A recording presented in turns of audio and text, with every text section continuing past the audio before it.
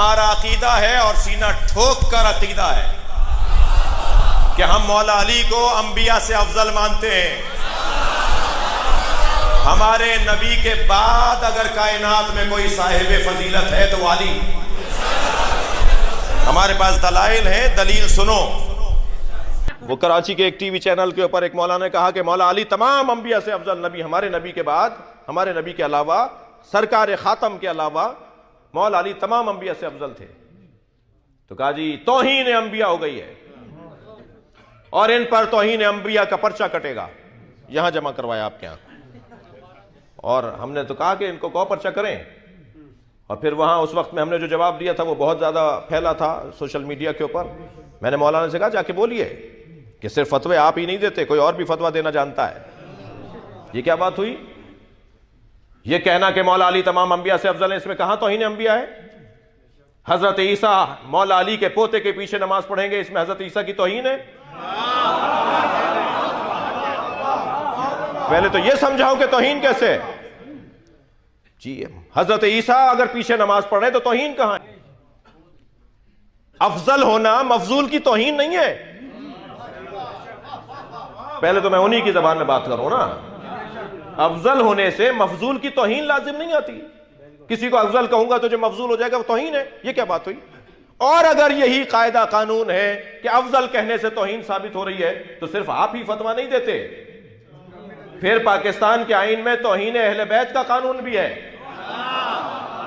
اگر مولا علی کو انبیاء سے افضل کہنا توہین انبیاء ہے تو حضرت ابو بکر کو مولا علی سے افضل کہنا یہ اہل بیت کی توہین ہے.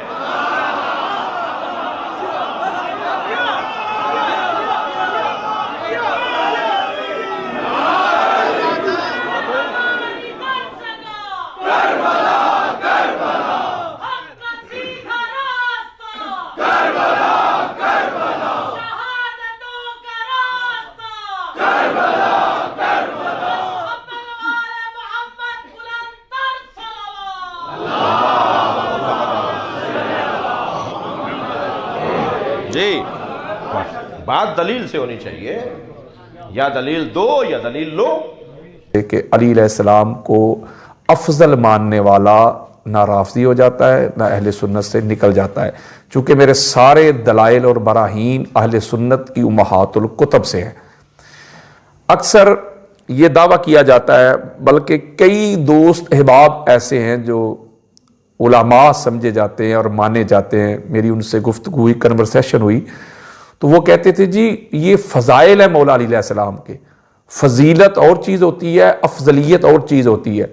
حالانکہ کوئی بندہ ان پڑھے لکھے جاہلوں کو بتائے کہ افضل وہی ہوتا ہے جس کے فضائل زیادہ ہوتے ہیں، جس کے مناقب زیادہ ہوتے ہیں، جس کے خصائص زیادہ ہوتے ہیں، جس کی عظمت، جس کی افضلیت، جس کی رفعت قرآن اور حدیث سے ثابت ہوتی ہے، وہی افضل ہوتا ہے، وہی اعلیٰ ہوتا ہے. بلکہ میں نے اس کو کہا بھائی آپ مجھے ثابت کر کے دکھائیں کہ کوئی فضیلت پہ کوئی حدیث نہیں پڑھنی، کوئی آیت نہیں پڑھنی، ثابت کرے. تو وہ کہنے لگا جی انہوں نے مال، حضور علیہ السلام نے جب کہا تھا تو سارا مال حضرت ابوبکر صدیق رضی اللہ تعالیٰ عنہ لے، تو میں نے ادھر ہی روک دیا.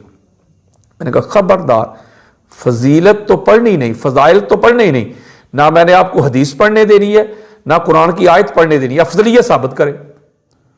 تو زبان بند ہو گئی. اصل میں ایک حسد ہے، ایک بغض ہے.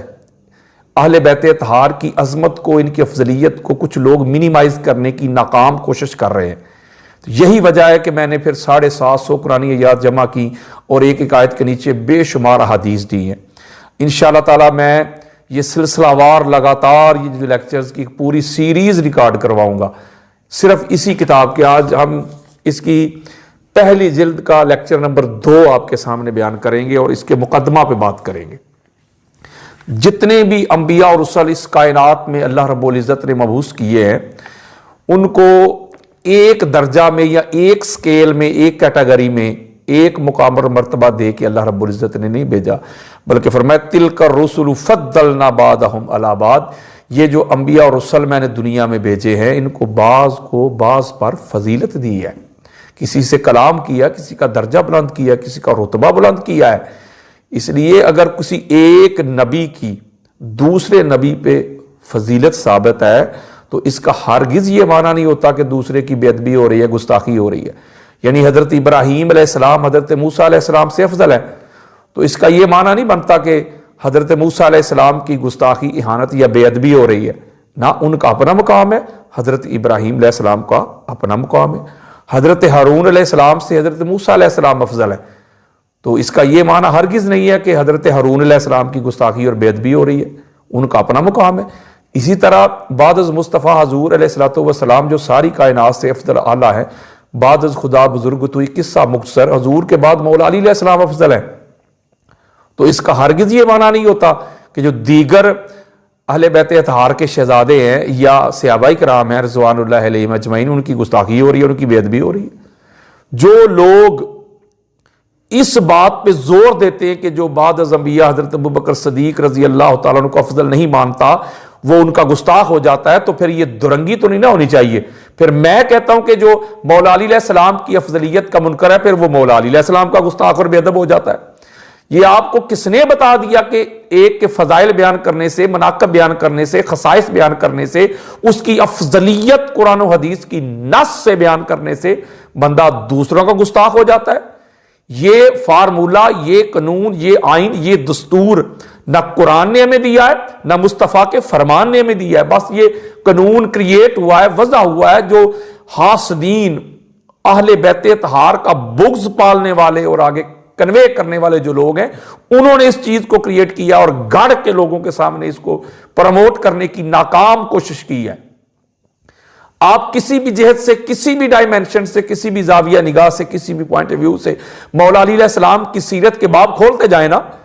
بندہ افضل کیسے ہوتا ہے؟ حسب سے ہوتا ہے، نسب سے ہوتا ہے.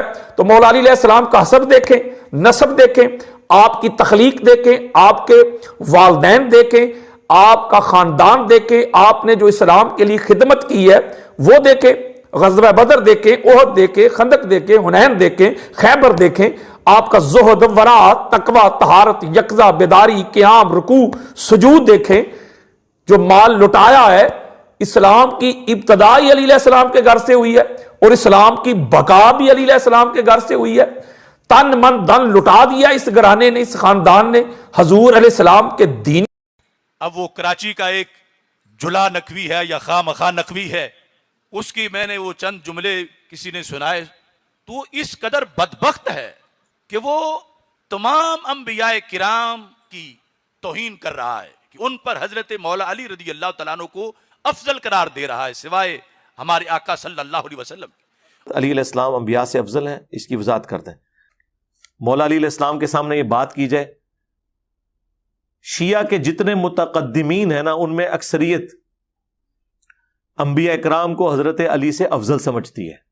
یہ متاخرین کا عقیدہ ہے. اگلے دن ان کے اپنے جو بڑے شیعہ عالم ہیں شہنشاہ نقوی صاحب، انہوں نے خود مانا ہے کہ ہمارے جو پرانے بزرگ تھے نا، وہ انبیاء اکرام کو حضرت علی علیہ السلام سے افضل مانتے تھے، لیکن بعد کے لوگوں پہ یہ چیز آشکار ہوئی، انہوں نے دلائل کے ساتھ یہ ثابت کیا ہے کہ حضرت علی علیہ السلام جو ہیں وہ انبیاء سے افضل ہیں، کیونکہ نبی علیہ السلام نے ان کے بارے میں فرما دیا من کنت مولا فہذا علی مولا. اللہ کے بندو، یہ حضور نے صحابہ کرام سے کہا ہے. ٹھیک ہے، وہ کہتے ہیں اس میں چونکہ آقا اور مولا آ گیا تو تمام انبیاء کے مولا نبی علیہ السلام ہے اور حضرت علی پھر ان کے بھی مولا ہوئے. یہ تو نبی علیہ السلام صحابہ کرام کو کہہ رہے تھے علی سوائے نبی کے تمام نبیوں سے افضل.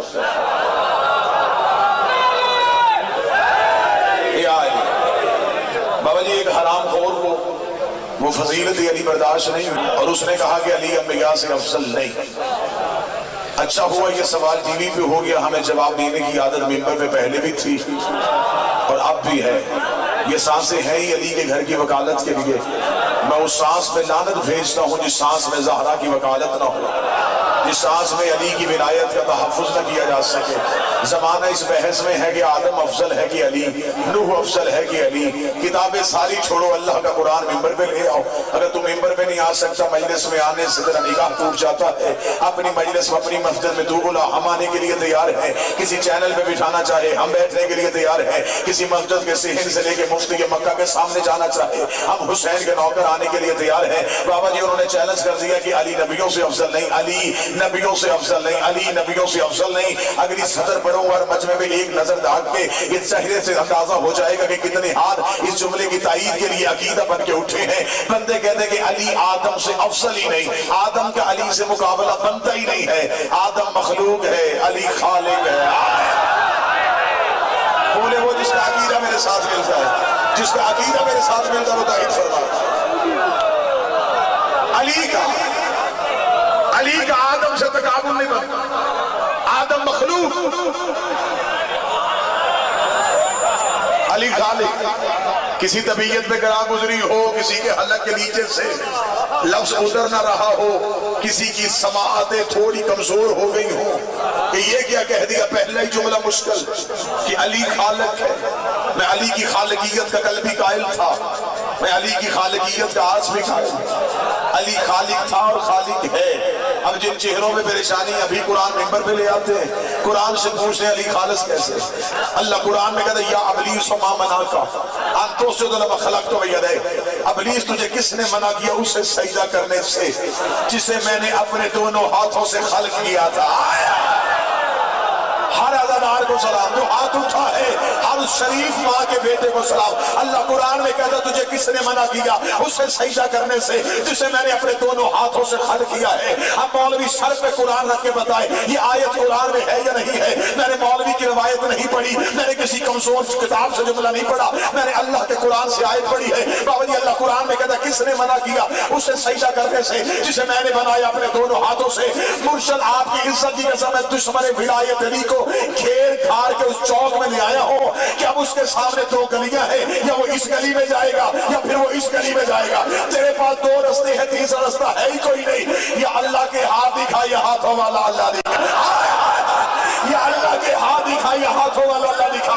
या बता कोई अल्लाह के हाथ है, अगर अल्लाह के हाथ है फिर अल्लाह का जिस्म भी होगा, और जिसका जिस्म होता है वो अल्लाह होता ही नहीं है। फिर बता वो अल्लाह के हाथ कौन से थे। तेरी जुबान गूंगी हो सकती है लेकिन हकीकत तू छुपा नहीं सकता। कूफे के मिंबर के आखिरी सीने पे अबू तालिब का बेटा अली बैठा था। जब एक बंदे ने पूछा या अली वो कौन से हाथ है जिससे अल्लाह ने आदम को खल किया था, वो बंदा बोल रहा था अली बटन खोल रहा था। वो बंदा बोल रहा था अली ने अपनी आवाज के बटन खोल देगा। अब सवाल कर उसका वो कौन से हाथ है। अली ने आवाज से दोनों हाथ बढ़ाए, बड़ा कौन सुर में ये दे ये है वो।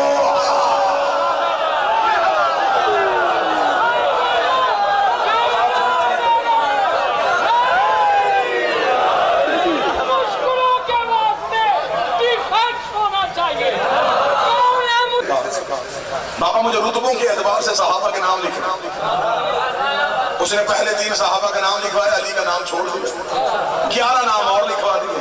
बेटा कागज कलम उठा के लिखता रहा लिखता रहा लिखता रहा। जब 12, 13, 14 नाम हो गए, बेटे ने कागज कलम जमीन पर फेंकी। उसने कहा हाथ नहीं हो गई बाबा अली की दुश्मनी की, तूने 4थे नंबर पर अली ने लिखाया। मैंने कहा 5वें पे लिखवा देगा, 7वें पे लिखवा देगा, 10वें पे लिखवा देगा। तूने 13, 14 नाम लिखवा दिया, तूने अली का नाम क्यों नहीं लिखाया। उसने कहा हरामी न बन हलाली रहे, तूने मुझसे सहाबी पूछे हैं, अली कोई सहाबी है, अली तो मोहम्मद का भाई है।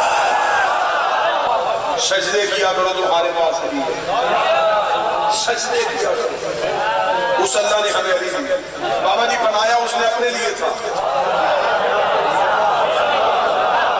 उसने हमें दिया। लोग कहते हैं कि शिया मुशरक हैं जी, ये गाली हो गए, ये नुसैरी हो गए, क्या क्या अली की मोहब्बत में हमें ताने सुनने को मिलते हैं। बाबा जी मैंने जब हम ये चंद लोग जो अकीदा पढ़ते हैं, हम अकीदा पढ़ते हैं और लोग कहते हैं कि ये माज़ल्ला सुमा माज़ल्ला, ये अली को अल्लाह समझते हैं, ये अपनी मदरसों में अली को अल्लाह कहते हैं, ये अली के अल्लाह के नारे लगवाते हैं। मैं पिछले दिनों बादशाह की रोज़े पे था, मैंने मालिक की दहलीज का सजदा करके नजफ किया। दादा जी मैंने सजदा करके कहा, मैंने कहा मौला अली ये तेरा करम है हम पे, वरना हम इस काबिल नहीं, ये तेरा करम है। हम अली पढ़ते हैं लोगों को अल्लाह सुनाई देता है। आया हम अली को अल्लाह नहीं कहते, हम अल्लाह नहीं कहते, हम अली वलीउल्लाह के, हम अली अल्लाह के कायल नहीं। हम क्यों अली को अल्लाह कहें। हम अली को अल्लाह कहें तो इसका मतलब है कि हमने अली के फजाइल की हद ढूंढ ली।